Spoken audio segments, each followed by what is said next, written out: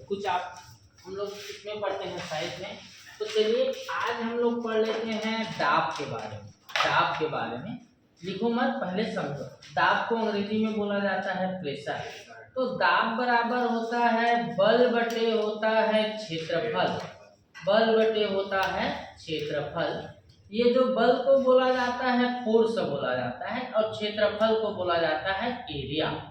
तो ये जो प्रेशर है और ये जो क्षेत्रफल है एक दूसरे के व्युत्क्रमानुपाती है। कहने का मतलब यदि क्षेत्रफल कम होगा तो दाब क्या होगा?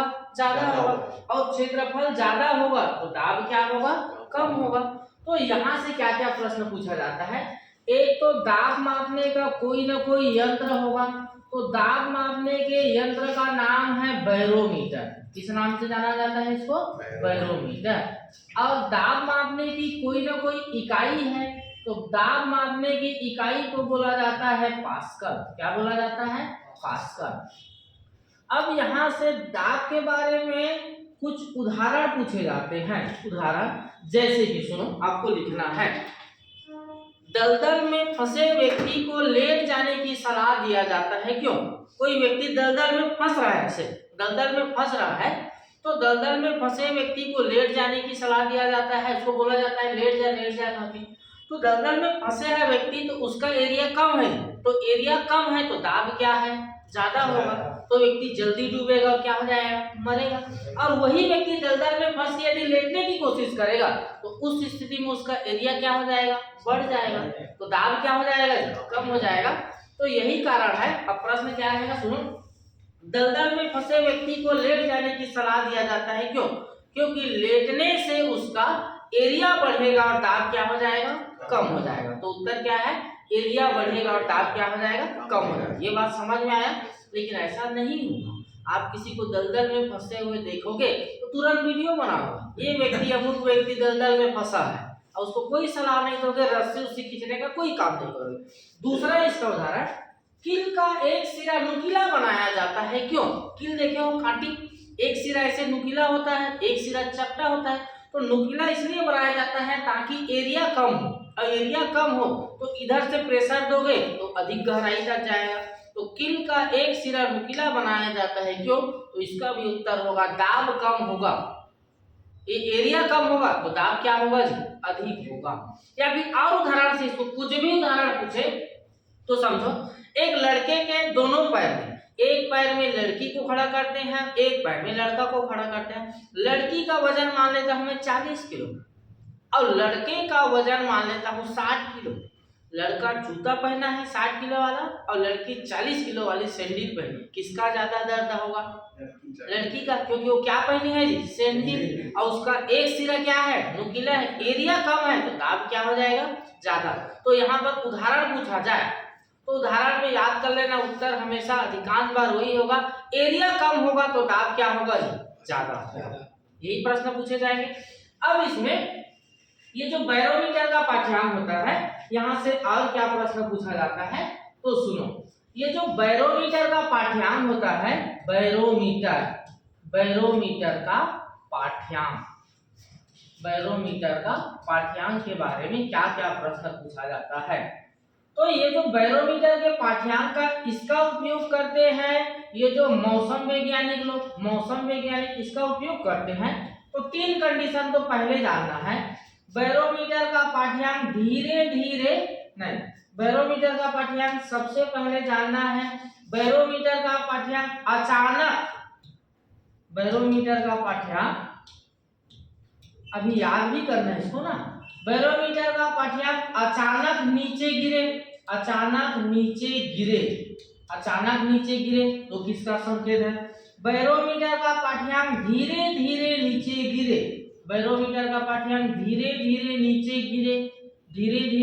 गिरे तो किसका संकेत है? अब बैरोमीटर का पाठ्यांक धीरे धीरे ऊपर चढ़े। ये तीन प्रश्न बार बार पूछे जाते हैं कि बैरोमीटर का पाठ्यांक अचानक से नीचे गिरे तो किसका संकेत है? धीरे धीरे नीचे गिरे तो किसका संकेत है? और धीरे धीरे ऊपर चढ़े तो किसका संकेत है? तो सुनो, इसको हमेशा के लिए कैसे याद करोगे? आपके जीवन में कोई भी घटना अचानक से हो जाए, हमारे जीवन में कोई भी घटना अचानक से हो जाए तो हमें कैसे लगता है जी, हमारे जीवन में क्या आ गया है, आंधी तूफान आ गया। कैसा लगेगा, आंधी तूफान। इसको एक उदाहरण से बता रहा हूँ याद, ताकि आपका लंबे समय तक पेपर में याद रहे, इससे आए तो क्वेश्चन बन जाए, अन्यथा मतलब नहीं निकालना है।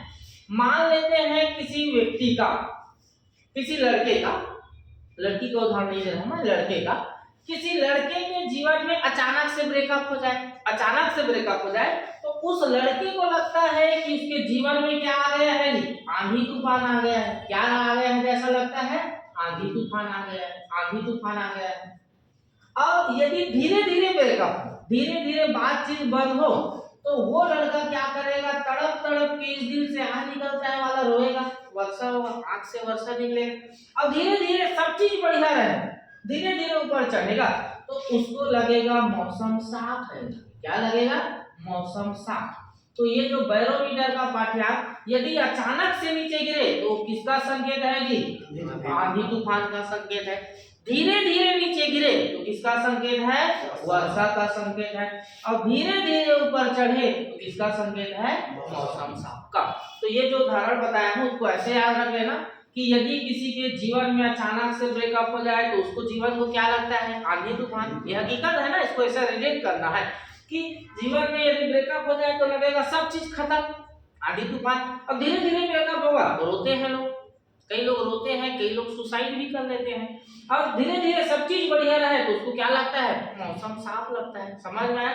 तो किसी भी कंडीशन में, या अचानक से ब्रेकअप हो, धीरे धीरे ब्रेकअप हो, किसी भी कंडीशन में जीवन में कुछ भी घटना हो जाए तो सुसाइड नहीं करना है। एक बात याद रखना, तू नहीं तो कोई। समझ में आया। तो बैरोमीटर, दाब के बारे में इतना जानना है। क्या क्या जानना है, पहला प्रश्न, दाब को किस यंत्र से मापा जाता है, बैरोमीटर। दाब मापने की इकाई का नाम क्या है, बैरोमीटर, ये पास्कल। यदि दलदल पर फंसे व्यक्ति को लेट जाने की सलाह दिया जाता है, क्यों, क्योंकि उसका एरिया बढ़ेगा तो दाब क्या होगा जी, प्रेशर क्या होगा, कम होगा। कील का एक सिरा नुकीला बनाया जाता है, क्यों, कील का एक सिरा, तो एक सिरा एरिया कम होगा तो प्रेशर क्या होगा जी, ज्यादा होगा। बैरोमीटर के पाठ्यांक अचानक से नीचे गिरे तो किसका संकेत है, आंधी तूफान। धीरे धीरे नीचे गिरे तो किसका है, वर्षा का। और धीरे धीरे ऊपर चढ़े तो किसका संकेत है जी, मौसम साफ का। यहाँ तक समझ में आया। चलिए और पढ़ते हैं। ये जो हम लोग पढ़ते हैं लिफ्ट के बारे में पढ़ते हैं, लिफ्ट के बारे में। लिफ्ट के बारे में आपको क्या जानना है, लिफ्ट के बारे में 6 प्रश्न पूछे गए हैं अब तक। ये 6 के 6 अभी याद करवाता हूं मैं। लिफ्ट के बारे में 6 प्रश्न, लिफ्ट के बारे में 6 प्रश्न पूछे गए हैं। तो सबसे पहला तो ये जानना है, ये जो लिफ्ट है उसका खोजकर्ता कौन है। तो लिफ्ट के खोजकर्ता का नाम है ओटिस। लिफ्ट के खोज किसने किया, ओटिस ने किया, ओटिस ने। ये मैं लिफ्ट बना रहा हूँ, ये ऐसे लिफ्ट है। मान लो इसमें कुछ लोग चढ़े हुए हैं, कुछ लोग चढ़े। तो लिफ्ट जब ऊपर जाता है, तो लिफ्ट जब ऊपर जाता है तो व्यक्ति का वास्तविक भार, ये ऊपर ऐसे चिन्ह आता है ऊपर जाने का लिफ्ट में। तो लिफ्ट जब ऊपर जाता है तो व्यक्ति का वास्तविक भार बढ़ा हुआ प्रतीत होता है। कैसा प्रतीत होता है, बढ़ा हुआ प्रतीत होता है। और जब लिफ्ट एक समान त्वरित गति से नीचे जाए, एक समान त्वरित गति से नीचे जाए तो व्यक्ति का वास्तविक भार कम प्रतीत होता है। कैसा प्रतीत होता है, कम प्रतीत होता है। और जब लिफ्ट की डोरी टूट जाए, लिफ्ट की डोरी टूट जाए, लिफ्ट की डोरी टूट जाए तो व्यक्ति का भार 0 प्रतीत होता है। कितना प्रतीत होता है, 0। तो पहला बात ये लिखोगे कि लिफ्ट के खोजकर्ता कौन है, ओटिस। लिफ्ट जब एक समान त्वरित गति से ऊपर जाए तो व्यक्ति का भार कैसा प्रतीत होता है जी, बढ़ा हुआ। जब लिफ्ट एक समान त्वरित गति से नीचे आए तो व्यक्ति का भार कैसा प्रतीत होता है, कम प्रतीत होता है। जब लिफ्ट की डोरी टूट जाए तो व्यक्ति का भार कैसा प्रतीत होता है, 0। 4 प्रश्न समझ में आया। 5वां प्रश्न देखो, 5वां प्रश्न, जब लिफ्ट विरामावस्था में है, जब लिफ्ट किस अवस्था में है, विरामावस्था में। जब लिफ्ट विरामावस्था में है तो लिफ्ट में खड़े व्यक्ति का या लिफ्ट में बैठे व्यक्ति का वास्तविक भार और आभासी भार बढ़ेगा, घटेगा, कम होगा, ज्यादा होगा, अपरिवर्तित होगा, बराबर होगा। क्या होगा? क्या होगा? बराबर होगा। क्या होगा? बराबर होगा। जब लिफ्ट विरामावस्था में है, मैं लिफ्ट में खड़ा हूं, ना तो लिफ्ट ऊपर जा रहा है ना नीचे जा रहा है, तो मेरा वास्तविक भार आभासी भार की क्या होगा जी? बराबर होगा। अगला छठवां प्रश्न, जब लिफ्ट एक समान त्वरित गति से ऊपर नीचे हो, एक समान त्वरित गति से ऊपर नीचे हो, समान गति से ऊपर जाए, नीचे ऊपर नीचे ऐसा हो, तो व्यक्ति के भार में कोई परिवर्तन नहीं होता है। एक समान त्वरित गति से ऊपर नीचे हो, तो व्यक्ति के भार में कोई परिवर्तन नहीं होता है। व्यक्ति के भार में कुछ परिवर्तन होगा क्या? कोई परिवर्तन नहीं होगा। छठवां प्रश्न। सातवां प्रश्न ध्यान से सुनो। जब लिफ्ट नीचे आ रहा है, तो जब लिफ्ट नीचे उतरते समय यदि लिफ्ट की गति गुरुत्वीय गति से ज्यादा हो जाए, तो उसमें खड़े व्यक्ति या बैठे व्यक्ति के साथ क्या होगा? तो लिफ्ट एकदम तेजी से नीचे गिरे, उसकी गति गुरुत्वीय गति से ज्यादा हो जाएगा, तो वो जमीन से टकराएगा। अब उसमें खड़े व्यक्ति का या बैठे व्यक्ति का सिर जो है किससे टकरा जाएगा जी? छत से। लिफ्ट के किससे टकरा जाएगा? छत से। तो आप कल्पना करो, लिफ्ट अचानक से नीचे गिरे और उसमें खड़े व्यक्ति है, तो वो जमीन से टकराएगा लिफ्ट, और उस व्यक्ति का सर लिफ्ट से क्या हो जाएगा? टकरा जाएगा। और वो व्यक्ति क्या बोलेगा? इधई, ऐसे बोलेगा। तो छठवां पॉइंट, जब लिफ्ट नीचे उतरते समय लिफ्ट की गति त्वरित गति से अधिक हो जाए, तो उसमें खड़े व्यक्ति का छत लिफ्ट की छत से क्या हो जाएगा? टकरा जाएगा। लिफ्ट के बारे में 6 प्रश्न सुनो, एक बार लिखने के लिए टाइम दिया जाएगा। लिफ्ट के खोजकर्ता कौन है? ओटिस। जब लिफ्ट एक समान त्वरित गति से ऊपर जाए, तो व्यक्ति का भार कैसा प्रतीत होता है? बड़ा हो। जब लिफ्ट एक समान त्वरित गति से नीचे आए, तो व्यक्ति का भार कैसा प्रतीत होता है? कम। जब लिफ्ट की डोरी टूट जाए, तो व्यक्ति का भार कैसा प्रतीत होता है? शून्य। जब लिफ्ट विरामावस्था में हो, तो उसमें खड़े व्यक्ति का भार क्या होता है? उसके आभासी भार का क्या होता है? बराबर। जब लिफ्ट एक समान त्वरित गति से ऊपर नीचे जाए, तो उसमें खड़े या बैठे व्यक्ति के भार में कोई परिवर्तन नहीं होता है। जब लिफ्ट नीचे उतरते समय लिफ्ट की गति गुरुत्वीय गति से ज्यादा हो जाए, तो उसमें खड़े व्यक्ति का छत लिफ्ट की छत से क्या हो जाएगा? टकरा जाएगा। समझ में आया? ये 7 बात लिख सकते हो। ठीक, आगे सुनो। आगे उसके बाद आगे जानना है पलायन वेग के बारे में जानना है। पलायन वेग के बारे में तो पलायन वेग के बारे में क्या जानोगे? सुनो, पलायन वेग के बारे में सबसे पहले ये शब्द पलायन शब्द, तो पलायन शब्द आपने सुने होंगे कि गांव के कुछ लोग, मजदूर लोग पलायन कर रहे हैं। मजदूर लोग क्या कर रहे हैं? पलायन कर रहे हैं। तो पलायन का हम सामान्य बोलचाल की भाषा में ये समझते हैं कि गांव से व्यक्ति शहर की ओर कमाने खाने जा रहा है, अब वो फिर वापस नहीं आएगा। आता है लेकिन कुछ तुरंत आता है क्या? नहीं आता है। तो उसी प्रकार साइंस में पलायन वेग का मतलब क्या जानना है? पलायन वेग का, तो पलायन वेग का मतलब जानना है साइंस में किसी सतह से, लिख रहा हूं, किसी सतह से कोई वस्तु या पिंड को ऊपर फेंका जाए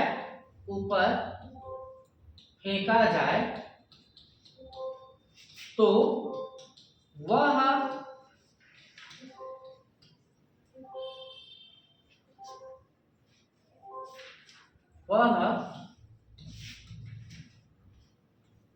गुरुत्वीय त्वरण को पार कर जाए और पुनः वापस ना आए, तो इस घटना को पलायन वेग